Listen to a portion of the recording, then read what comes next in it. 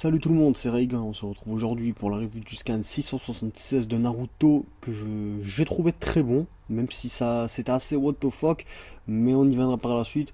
Donc Madara sort du Kamui avec Obito. Moi je croyais que c'était Obito qui en était sorti pour fuir Madara, mais en fait non.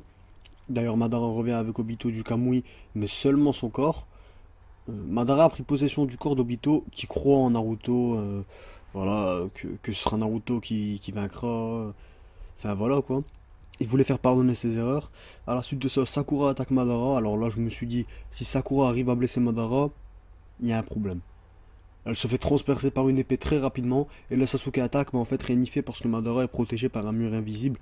Vous savez, ce fameux limbo qui fait penser à Devil May Cry. Sasuke montre avec son Rinnegan que Madara possède 4 ombres, je dirais plutôt des clones, moi, hein. Ça me fait rappeler aussi le Pain des 6 chemins. Parce que grâce à ça, en fait, il pouvait voir les ennemis derrière lui, venant de droite et de gauche, tout en restant face à son adversaire.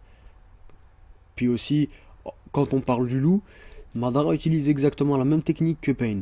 Bizarre donc pour un type qui a autant d'arrogance, hein, qui dit que voilà, les objets du Rikudo par exemple, bah c'est trop lourd donc je vais m'en débarrasser, voilà, je veux pas affronter un clone d'Hashirama parce que voilà, enfin voilà, vraiment ça me fait choquer un petit peu parce que quand même, il y a mieux hein, Madara, hein. Puis son Shibaku Tensei, quand il arrive sur le champ de bataille là, en mode Edo Tensei, était beaucoup plus puissant, hein.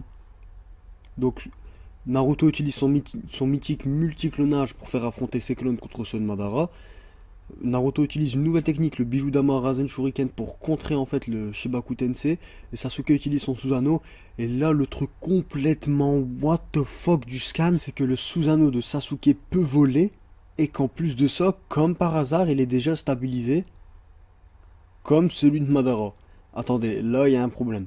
Comment c'est possible? Un Susanoo volant. En plus de ça, il a l'air d'avoir des ailes de ptérodactyle. J'ai trouvé ça complètement what the fuck.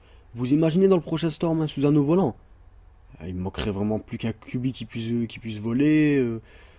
Faut pas abuser, là, on n'est pas dans Dragon Ball. Puis ensuite, Sasuke, s'il avait ce Susanoo stabilisé comme celui de Madara, alors dans ce cas, pourquoi il a seulement utilisé la forme façon Itachi avec une épée Amaterasu quand il s'est réveillé là, contre les Zetsu? Et en combat contre Obito, la forme du combat contre Danzo avec du Senjutsu. Ça n'a pas de sens. C'est complètement con, je sais pas moi, s'il a un pouvoir plus puissant que ça, pourquoi il l'a pas utilisé? Il s'est autant handicapé pour rien. Faut pas abuser quand même. Genre, vous imaginez, il nous sort un Susanoo stabilisé comme ça, comme si de rien n'était. Qui vole en plus. Il vient de la préhistoire. Un ptérodactyle. Rentrons donc dans le plus important du scan. Conformément à ce qui a été écrit sur le monument de pierre ou bien la stèle des Uchiwa, je pense que c'est plutôt la stèle des Uchiwa, quand on possède le Rinnegan et qu'on s'approche de la lune, l'œil qui permet de lancer le Tsukuyomi infini est réfléchi et la Madara devient comme la mère du Rikudo et lance le Tsukuyomi infini. Alors là, je sais vraiment pas comment ils vont faire pour en réchapper. Peut-être Sasuke parce qu'il a le Rinnegan et le Sharingan, mais pour le reste du monde Shinobi, ça va être très très chaud. Bon, finalement, ça se déroule pas comme avec Obito, où on a eu genre 8 ou 10 chapitres de blabla et de combat, puis une fin bidon.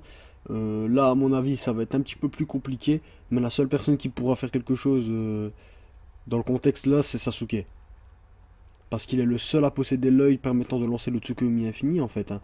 Parce que c'est exactement ça.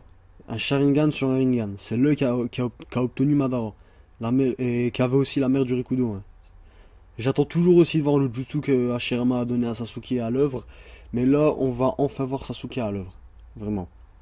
Parce que là, c'est le seul à pouvoir faire quelque chose. C'est le seul Uchiwa. Il n'y a plus de Sharingan dans le camp, dans le camp des gentils, on va dire ça comme ça. Il n'y a plus de Sharingan.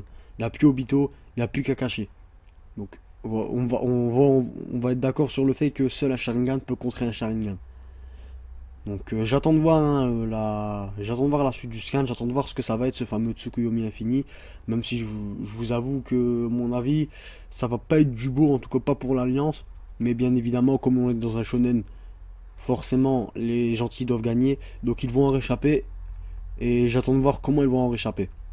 Voilà donc pour la review de ce scan, j'espère que vous aurez apprécié. N'hésitez pas à me laisser un like, ça me motive toujours pour continuer ce genre de vidéo. Aussi à laisser votre avis sans dispute dans les commentaires entre vous, hein, bien évidemment, dans le calme et tout ça. Et sur ce, ben, moi je vous dis à la prochaine les amis.